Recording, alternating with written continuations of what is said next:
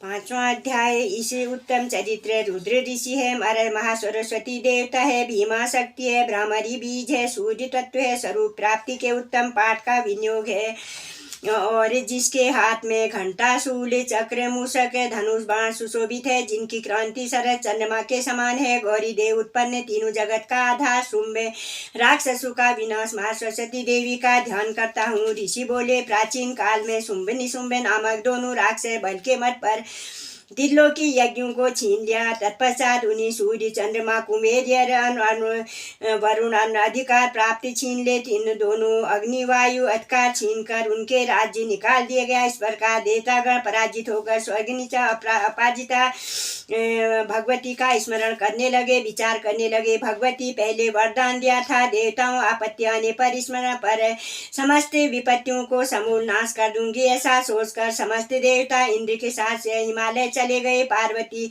माया देवी स्तुति करने के लिए प्रार्थना करने लगे। देवता बोली, देवी महादेवी को नमस्कार करते हैं, शिवा को प्रणाम करते हैं, प्रकृति भद्रा को प्रणाम करते हैं, जगदम्बिका को नमस्कार करते हैं, रौद्रा को प्रणाम करते हैं, नित्या गौरी राय को बारंबार नमस्कार, ज्योतिमयी चंद्र स्वरूपड़ी एवं सुख स्वरूपा देवी को सतत प्रणाम, शरणोगतो कल्याण करने वाली देवी सिद्ध रूपा देवी को बार बार नमस्कार, राक्षसों की लक्ष्मी, राजाओं की लक्ष्मी, सर्वगणी पत्नी नमस्कार, दुर्गा देवी दुर्गी स्तर पार लगाने वाली सर्वगणी ख्याति कृष्णा देवी को सदैव नमस्कार, अत्यंत सौम्य अत्यंत रौद्रूपा को बार बार नमस्कार, तुम्हारा बार बार प्रणाम, जगत की आधारभूता कीर्ति देवी को बार बार नमस्कार, जिस देवी को प्राणी मातृ विष्णु कहते हैं उनको नमस्कार, उनको नमस्कार, उनको बारंबार नमस्कार, जो देवी सब प्राणियों में चेतना कहलाती है उनको नमस्कार, उनको नमस्कार, उनको बारंबार नमस्कार, जो देवी सब प्राणियों में बुद्धि रूप से स्थित है उनको नमस्कार, उनको नमस्कार, उनको बारंबार नमस्कार, जो देवी सब प्राणियों में क्षुधा रूप से विराजमान है उनको नमस्कार, उनको नमस्कार, उनको बारंबार नमस्कार, जो देवी सब प्राणियों में छाया रूप से स्थित है उनको नमस्कार, उनको नमस्कार, उनको बारंबार नमस्कार, बारंबार नमस्कार, जो देवी सब प्राणियों में शक्ति रूप से स्थित है उनको नमस्कार, उनको नमस्कार, उनको बारंबार नमस्कार, जो देवी सब प्राणियों में तृष्णा रूप से स्थित है उनको नमस्कार, उनको नमस्कार, उनको बारंबार नमस्कार, जो देवी सब प्राणियों में क्षमा रूप से स्थित है उनको नमस्कार, उनको नमस्कार, उनको बारंबार नमस्कार, जो देवी सब प्राणियों में जाति रूप से स्थित है उनको नमस्कार, उनको नमस्कार, उनको बारंबार नमस्कार, जो देवी सब प्राणियों में लज्जा रूप से स्थित है उनको नमस्कार, उनको नमस्कार, उनको बारंबार नमस्कार, जो देवी सब प्राणियों में शांति रूप से स्थित है उनको नमस्कार, उनको नमस्कार, उनको बारंबार नमस्कार, जो देवी सब प्राणियों में श्रद्धा रूप से विराजमान है उनको नमस्कार, उनको नमस्कार, उनको बारंबार नमस्कार, जो देवी सब प्राणियों में क्रांति रूप से स्थित है उनको नमस्कार, उनको नमस्कार, उनको बारंबार नमस्कार, जो देवी सब प्राणियों में लक्ष्मी रूप से स्थित है उनको नमस्कार, उनको नमस्कार, उनको नमस्कार, उनको बारंबार नमस्कार, जो देवी सब प्राणियों में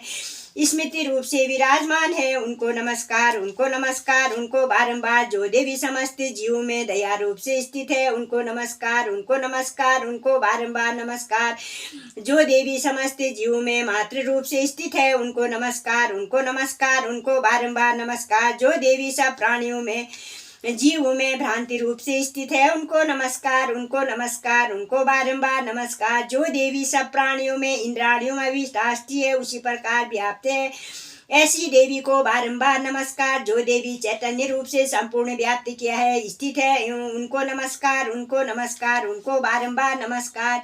पूर्व काल में देवताओं ने अपना अभीष्ट फल पाने के लिए भगवती स्तुति की। देवराज ने बहुत दिनों तक सेवन किया। कल्याण साधना भूत ऐश्वर्य हमारा मंगल करे, सारी विपत्तियों को दूर करे, और सारी विपत्तियों को राक्षसों पीड़ित परमेश्वरी प्रणाम करते हैं तथा भक्ति पूर्वक स्मरण करने पर विपत्तियों नष्ट क्षमता रखते। जगदम्बिका हमारा मंगल करे, सारी विपत्तियों को दूर करे। मेघा ऋषि बोले, राजन इस प्रकार देवी स्तुति कर रहे थे। उस समय पार्वती गंगा स्नान करने के लिए आई।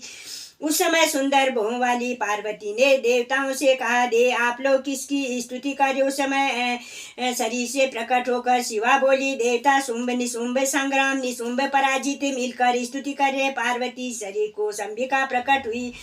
उस समय कौशिकी नाम से प्रसिद्ध हुई। इनका पार्वती शरीर काला हो गया, उनका नाम कालिका पड़ गया। हिमालय पे चली गई और फिर शुंभ निशुंभ चंड मुंड वहां आए। मनोहर वाली देवी को देखा। चंड मुंड जाओ सेनाएं और सुंदर हिमालय प्रकाशित और असुसर और जैसी सुंदर स्त्री अभी तक नहीं मालूम करना चाहिए कौन है। और वह स्त्रियों में एक रत्न है, क्रांति 10 दिशाओं में प्रकाशित कर रही है। चलकर देख सकते हैं स्वामी। तीनों लोगों घोड़े इत्यादि सब आपके शोभामान है। ऐरावत हाथी उच्चेश्वर नामक और हंस जड़ी ब्रह्मा जी अद्भुत शोभा आंगन शोभा पारे। महामत कुबेर समुद्र मंथन आपने छीन लिए। सोने की वर्षा आरंभ कर दी और इसके पास है असुर मृत्यु क्रांति और शक्ति आपने छीन ली। वरुण भाई निशुंभ के पास है। आपके भाई निशुंभ रत्न का प्राप्त करे वस्त्र अग्निदेव को जो अग्नि में जल सकते हैं। दैत्यराज रत्न रूपी वस्त्र संग्रह कर चुके हैं। कल्याणमय स्त्री आपने ग्रहण। ऋषि बोले। चंडमुंड की बात सुनकर सुग्रीव नामक राक्षस दूध भेजा और सुग्रीव ने शुंभ से कहा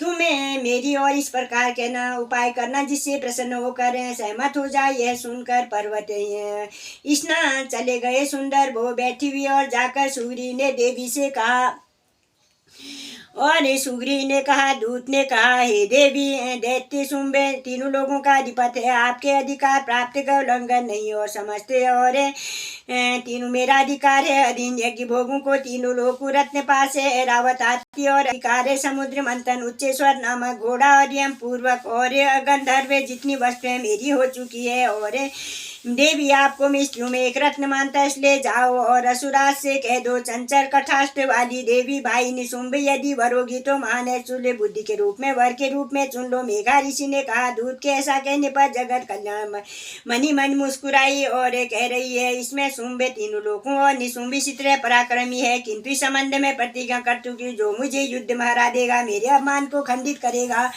वही मेरा पति होगा। और इसीलिए पराक्रमी निशुंभावे और भला देर किस चीज की। दूध बोला देवी अपमान से भरी हुई सम्मुख ऐसी बातें ना करो मुझे दिखाई नहीं देता। और सब देवता देखते देखते शुभ ठहर और वहाँ पृथ्वी और रणभूमि में कैसे ठहरोगी और इंद्राणी सूर्य इस प्रकार है तुम्हें अकेली स्त्री कैसे ठहरोगी ठहर सकोगी। मेरे कैसे शुंभ के पास चली जाओ यदि तुम्हें गौरव की रक्षा होगी अन्यथा तुम्हें केस पकड़कर घसीट ले आएंगे तुम्हारा गौरव नष्ट हो जाएगा। देवी बोली देवता जो कुछ कह रहे हो ठीक है। निशुंभ बड़े बलवान है लेकिन मैं क्या कर सकती हूँ। अल्प बुद्धि प्रतिज्ञा जो मुझे युद्ध में हरा देगा मेरे अपमान को खंडित करेगा वही मेरा पति होगा। सुराज से कह दो और इसके पश्चात जो उचित करे वह करो।